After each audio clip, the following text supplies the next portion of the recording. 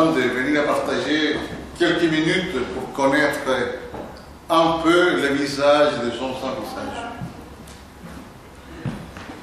Mais avant de commencer à parler des livres, je voudrais remercier Sylvie et Oscar et au Théâtre Aleph qui me donnent encore une fois la possibilité de présenter un livre ici.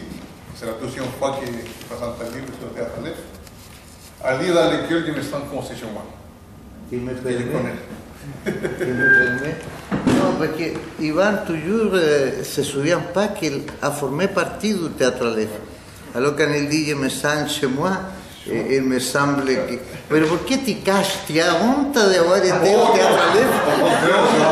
Non, mais au contraire, tu vois, c'est aussi, je me sens chez moi parce que je ne viens pas souvent, je ne vais pas jouer maintenant, donc je me sens toujours dans l'Alephien, mais... C'est comme un guerrier, Mais- un combattant. Maintenant, c'est la relève. Oui. Maintenant, c'est la relève.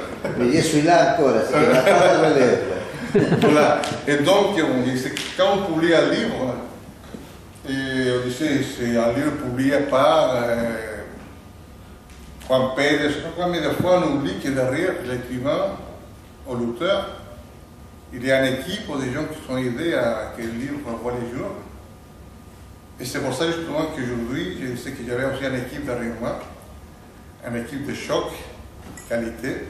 Parce que je voulais remercier à Marlène, ma compagne et mon épouse, qui avec ses opinions, son aide, ses conseils, a aidé à que le livre puisse avoir un certain sens, parce que moi, des fois pour écrire, je ne suis pas tout à fait bien logique, des fois. Il y a des histoires qui commencent et qui ne finissent pas très bien, ou bien que je coupe parce que je me rappelle d'autres choses. Il y a une histoire à moitié, aussi pour la traduction. À ma fille Catherine aussi, qui a beaucoup travaillé pour la traduction, qui n'était pas simple. Il y a certains modismes, certains chilénismes qu'il ne faut pas, et ce n'est pas très évident adapter en français correct. Et donc, il aussi a travaillé pas mal dedans. Je voudrais aussi remercier Lorenzo Pérez, un excellent peintre mexicain, à qui à un moment donné on lui a proposé l'idée de faire quelques illustrations basées sur le livre. Une fois qu'il y a eu des manuscrits en ses mains, et qui n'a pas hésité à un moment de dire voilà, j'y vais, il est arrivé dedans.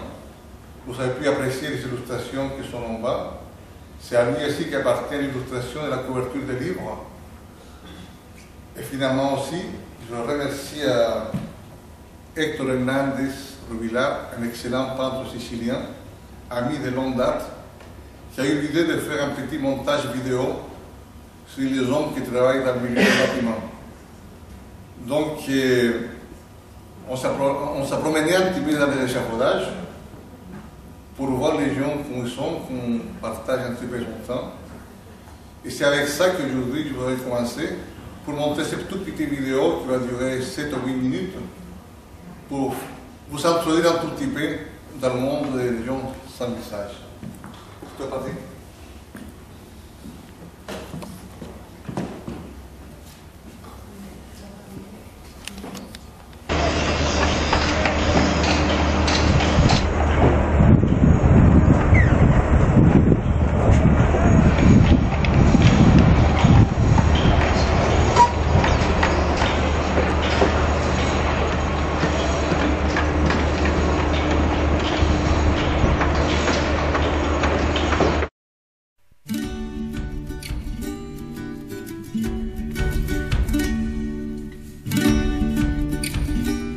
Quand le bâtiment va, tout va.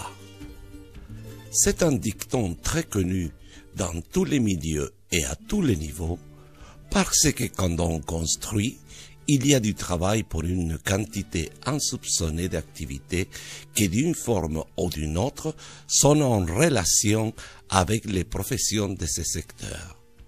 Cela implique une quantité d'argent en circulation qui produira des autres ressources et qui permettra à ceux qui produisent cette richesse de faire partie du circuit de la société de production.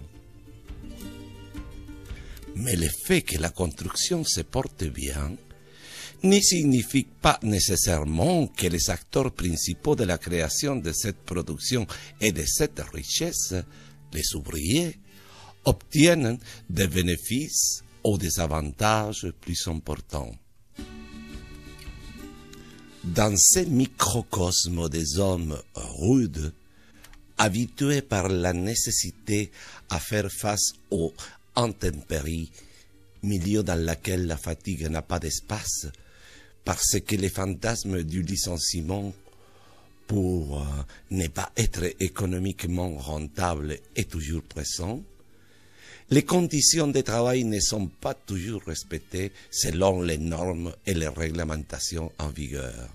Là, se trouvent des hommes de qualités humaines et des valeurs difficiles d'imaginer, sauf si l'on a vécu ou partagé leur quotidien, qui plus d'une fois les oblige à serrer les poings et accepter certaines exigences parce qu'il y a derrière ceci une famille à nourrir, une communauté qu'il faut aider à survivre des autres facteurs similaires. Il n'aurait abandonné ses postes pour rien, pour en chercher une autre. Mais la réalité quotidienne dans laquelle l'âge est un facteur de poids fait qu'en avalant sa rage, il continue comme s'ils étaient des acteurs de drames et de tragédies qui jouent un rôle derrière le rideau. À la fin de la journée et de la représentation, ils descendront de ce échafaudages, enlèveront leurs vêtements, élimineront leur sueur, mais il n'y aura pas d'applaudissements agréant le spectacle. Pendant des années sur des scènes échafaudages, ils répéteront les mêmes rôles jusqu'au jour, sans une révérence et sans réflecteur. Ils disparaîtront comme des artistes oubliés. La grande majorité d'eux ont laissé leur pays d'origine parce que les conditions géographiques, matérielles et économiques ne les permettaient pas d'offrir un avenir à leur famille. Mais il y a aussi les autres. C'est que les guerres tribales ou les dictatures en date, après la réclusion et la torture, ont été obligés de chercher un lieu d'asile dans des autres horizons. Parfois, des dirigeants ou des représentants d'un syndicat obtiennent avec beaucoup de mouvements de grève et de manifestations, plus l'appui et la pression de beaucoup d'entre eux, quelques améliorations. Des miettes insignifiantes dans un système dans lequel l'ouvrier n'est pas valorisé comme il se doit. Les grands entrepreneurs sont conscients de cela, mais le fait d'avoir une main-d'œuvre au prix de plus en plus bon marché, dû à l'énorme nombre de chômeurs, ils se permettent de payer le minimum légal ou de tromper les lois en recrutant des ouvriers qu'ils n'inscrivent dans aucun registre parce que plusieurs d'eux sont clandestins. Et ainsi, ils obtiennent des énormes bénéfices avec un minimum de frais.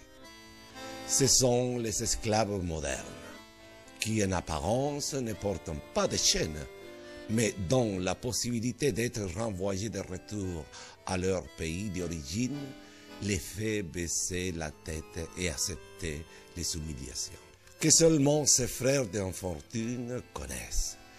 Parce que la plupart du temps, ce sont les élus d'une communauté, d'eux dépend la subsistance de leur famille, alors ils traînent leur chaîne invisible, serrant les poings et continuant à travailler comme des ombres sans visage. Dans les pages de ce livre, je vous raconte quelques épisodes de leur vie. Ce n'est qu'une ébauche, une carte postale, parce que vous les relatez plus en détail, il y aurait de la matière pour une encyclopédie. Tellement l'univers dans lequel ces acteurs évoluent est riche. En même temps, c'est un hommage à ces hommes et femmes venus de différentes latitudes, dont personne ne gardera en mémoire les visages, parce qu'ils font partie de ce conglomérat de pièces de la machine qui constitue la société, mais sans identité. À ces millions de mains et de peaux différentes qui se mélangent, transpirant, construisant ou réparant des édifices dans lesquels ils ne vivront jamais, qui sont arrivés en cherchant un morceau d'avenir, en essayant de changer leur destin qui pour plusieurs d'eux avait déjà une certaine fatalité. Pour ces hommes et ces femmes ignorés venus des endroits les plus reculés de la planète, à la recherche de nouveaux horizons où brille une lumière d'espérance, ou une possibilité d'un meilleur avenir, bas mon respect et mes hommages.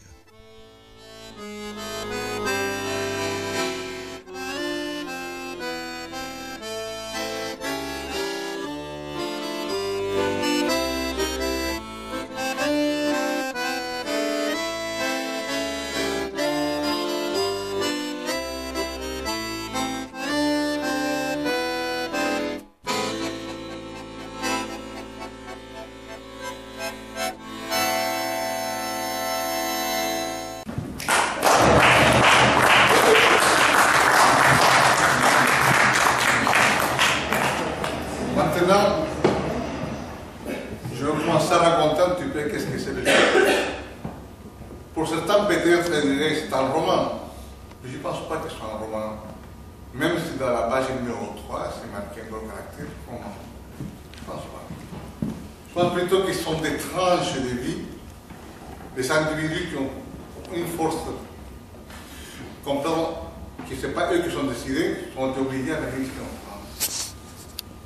Et trouver un travail malgré qu'ils pouvaient faire autre chose, mais à un moment donné, des problèmes de la langue, problèmes d'adaptation, problèmes de communication, ils ne pouvaient pas faire autre chose que travailler dans le bâtiment. Le travail du bâtiment, c'est un travail très dur, c'est un travail très physique. Des fois, une blague simple peut tourner à une bagarre. Tout ça dépend qui va la recevoir et dans quel moment on va la recevoir. Je pourrais dire aussi que les gens qui travaillent dans le bâtiment sont comme des acteurs de théâtre. Que chaque jour, ils vont jouer une pièce sur une scène d'échafaudage. Seulement qui travaillent derrière le rideau. Vous savez, les échafaudages sont des bâches qui empêchent que la poussière tombe vers la rue. Donc, les hommes de bâtiment qui travaillent derrière le rideau. Ils vont à la place de maquillage, leur visage sera couvert de poussière, de plâtre, de ciment. À la fin de la journée, comme des acteurs qui rentrent dans une loge, ils vont rentrer dans la baraque échafaudage pour se changer, pour se mêler après aux millions de personnes qui prennent le métro pour rentrer chez eux. Lendemain, pour la semaine après, vont jouer exactement la même pièce, avec les mêmes gestes, dans un autre quartier, sur un autre théâtre échafaudage. Mais les gens qui habitent dans les immeubles face auxquels ils travaillent, ils ne vont pas rappeler d'eux. Parce qu'ils vont passer comme des automates qui montent, qui descendent, qui montent, qui descendent, qui poncent, qui pendent. Mais s'ils les croisent dans la rue, habillés comme tout le monde, personne ne va dire, tiens, celui c'est le maçon qui travaillait à côté de chez moi. Lui c'est le peintre. Et donc c'est comme ça qu'ils vont passer des semaines, toute une vie des fois. Hé, Manuel, ça va? Oui, ça va mon ami. Alors, dans sa caille aujourd'hui, hein? Oui, tu sais, ici au 5e étage, ça souffre de tous les côtés. Là. Et moi, tu sais, je n'aime pas faire la peinture de fenêtre quand il fait froid. Oui, parce que on ne bouge pas beaucoup. Et puis on a des doigts et des pieds gelés au bout de même pas un quart d'heure. Ah oui, hein? Quoi? Tu penses que quelqu'un peut-être va t'offrir une tasse de café? Tu rigoles ou quoi? Tu n'as pas vu comme on est habillé là, on dirait des clochards. Tu n'as pas vu que quand on monte sur l'échafaudage, les gens tirent le rideau, des fois tu peux fermer les fenêtres, à ouvrir tout le fond. On est des étrangers. On n'est pas très bien vu dans ces quartiers-là. Oui, peut-être si on faisait l'aventure dans un HLM, oui, mais pas ici, c'est un petit peu chicos. Alors, un café, tu rêves. Tu ne veux pas un petit gâteau et un calva à côté, non? Oh, portugaise, ça va toi? Bon dia, Seigneur. Ouais, attends. José, muito frio, pouco dinheiro. Oui, je sais bien. Tu sais, Manuel, l'autre jour, José m'a raconté que tous les week-ends, il travaille avec son frère dans le garage. Oui, il paraît-il que l'année prochaine, il va s'acheter un BM. C'est son rêve, tu sais. Il dit qu'il va rentrer dans son village à l'intérieur de Portugal. Il va mettre sa voiture au milieu de la place avec les portières ouvertes, il va mettre la radio. Et tous les nanas des coins vont venir le voir. Mais c'est son rêve, qu'est-ce que tu veux? Ça le fait pousser travailler. Il est courageux, mais c'est dommage que quand arrive le patron, lui qui parle tout le temps de muito trabalho, pouco dinheiro, quand il arrive le patron, il ne dit rien du tout. Il devient rouge comme un tomate. Il dit oui, bonjour, il se casse. Mustafa, ça va? Ah ouais! Salam alaikum, mon frère! Alaikum salam! Ouais! Mustafa, dis-moi, oui. Arrête les mains. Fais combien? 2010, 2030? Salut, à tout à l'heure! Punaise, là. On nous demande de faire presque une fenêtre. Tous les 7 minutes selon ça qui a été calculé. T'imagines? On n'a même pas le temps d'essuyer les brosses, il faut finir la fenêtre. Manuel, regarde, il y a un lidar terrible. Je vais plier sa tête. Buongiorno Marco, ça va? E la signora, e le bambine, tutti quanti? E la mafia? Ça va la mafia? Berlusconi, Berlusconi. Qua che si può dire? Attends, il va bien dormir, c'est vrai, attends, il fait une blague, t'as vu comment répond lui? Wow! Le vital! Cornuto disgraziato!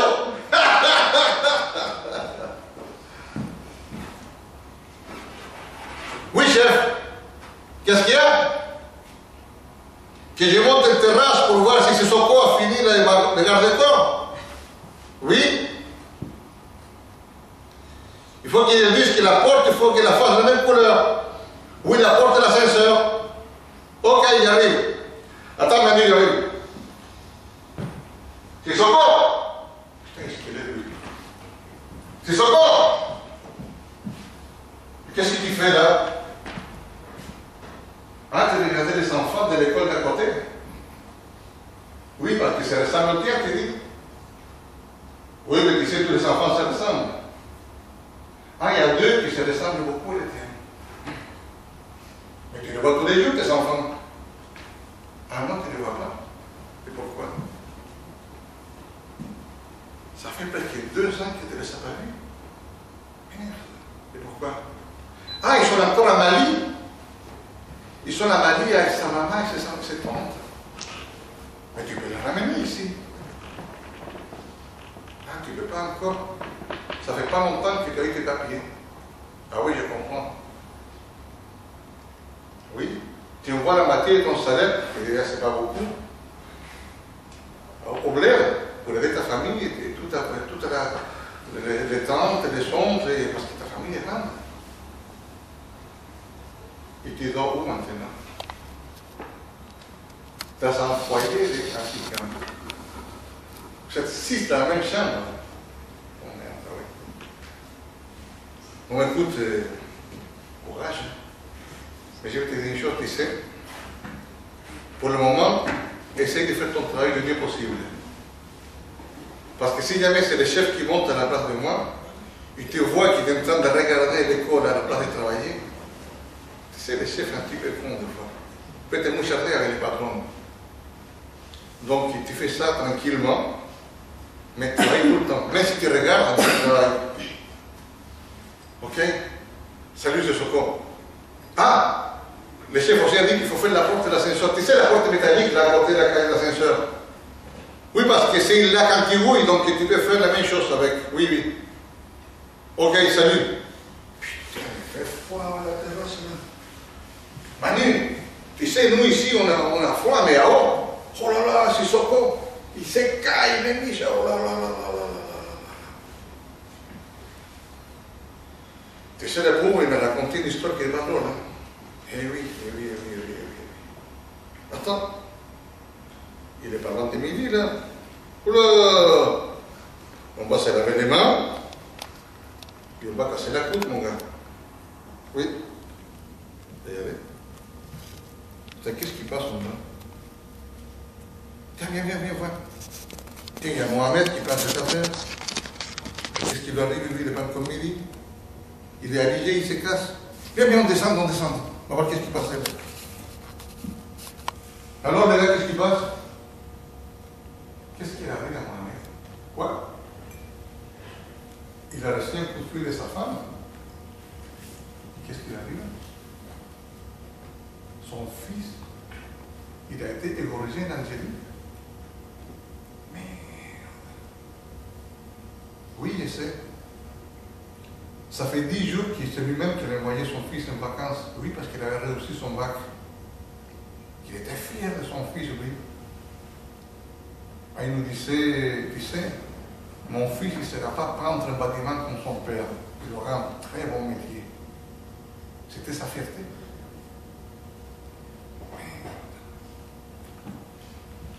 Il va falloir faire une enquête. C'est ce qu'on disait, les gars.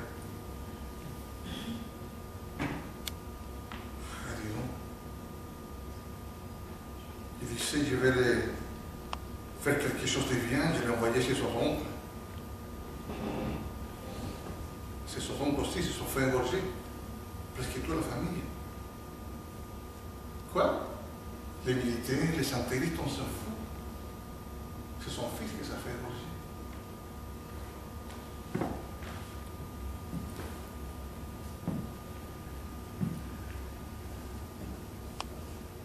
Ça sont quelques passages de la vie des hommes sans visage.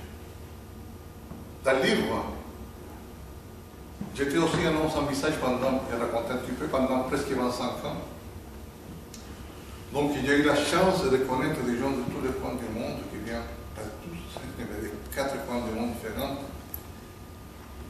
Et chacun des fois il raconte une partie de sa vie. Parce que quand il pleut, on ne peut pas partir tout de suite en intempérie. Donc on reste à la baraque de chantier pendant 2 heures. Pendant 2 heures, il y a certains qui dorment, mais beaucoup qui parlent de sa vie antérieure à l'arrivée ici en France. Ce sont quelques petits détails de ces tranches de vie que j'essaie de vous raconter pour faire découvrir un tout petit peu qu'est-ce que c'est les gens qui travaillent dans le bâtiment. Parce qu'aujourd'hui, on vit tellement vite que des fois, on regarde, on ne voit pas. Et donc, si un jour, vous avez quelqu'un qui fait la peinture ou la maçonnerie à côté de la fenêtre, et votre fenêtre, et dehors, il fait froid, n'hésitez pas à lui offrir un café parce que ça le fera très chaud, très chaud. Ok. Merci.